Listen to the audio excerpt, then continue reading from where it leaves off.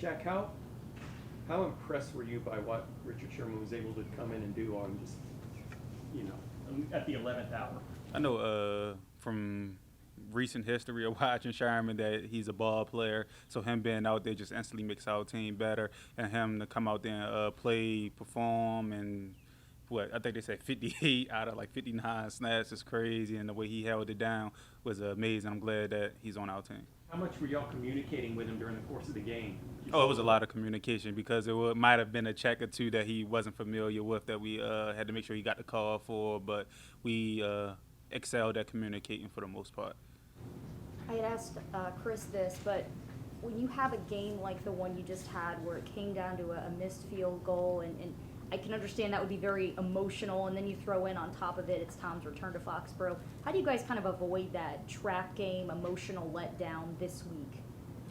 We prepare every week for NFL team to come in. Like they got players on that team who can make plays and who can beat us on any given night, and we want to become one of the best teams that we could possibly be. So coming out there and just showing who we can do night in and night out basis is what's going to help us get there. We not worried about like in the public view of it not being a good team. We don't sleep on anybody. We think everybody's a good team, and everybody has the players that could beat us and give us a run for our money if we don't come correct. Talk about it. He's an experienced quarterback. Mm-hmm. He may not have been the starter, but he's an experienced guy. So what kind of quarterback do you see this big, and how do you deal with it? So he could make the reads, make all the plays. He's hard to get down for sacks. He is elusive in the pocket, so it's going to be a little bit harder to get to him in that phase. But I think he's a great quarterback. He could throw it to the tight end. He throw it to the tight ends a lot. He get the tight end involved a lot, so it probably help us focus on our game plan a little bit more to the tight ends. But I think he could make all the plays that need to be made, so we got to be on our A game. Coach Arians had called out the pass rush against the Rams, for not maybe pressuring Matt Stafford enough. This week you guys come back, and it just seemed like in the really important moments of the game, you guys were really putting a lot of pressure on Mac Jones, that final drive especially.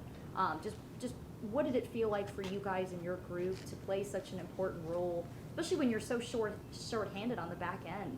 Well, it felt good to get out there and play the way that we supposed to been playing the whole time, and just getting that footage out there on tape that we can pass rush, that we not gone. Like, I'm disappointed still in the last few weeks before this past week, but I'm glad we're on the right page now because we do have some injuries in the back end, and helping with pressure, getting pressure will help them out a lot, and we want to continue to do that from this week on for the rest of the season. When we talked to Bruce on Monday, he was still, I think, kind of baffled that they would say it was an incomplete pass and not a fumble. How hard was that for you to make a play like that and then see it come back? I'm not making a call. I just go with the flow. I just try to get it, make another play in the game, man. It'd be some tough calls to be made against me this year so far. I just live with them. Yeah, I just live with them and just go to the next play and try to affect the game on a different play. But I can't make the call. I can't. Yeah, them crowd will spill milk if I ain't spilling.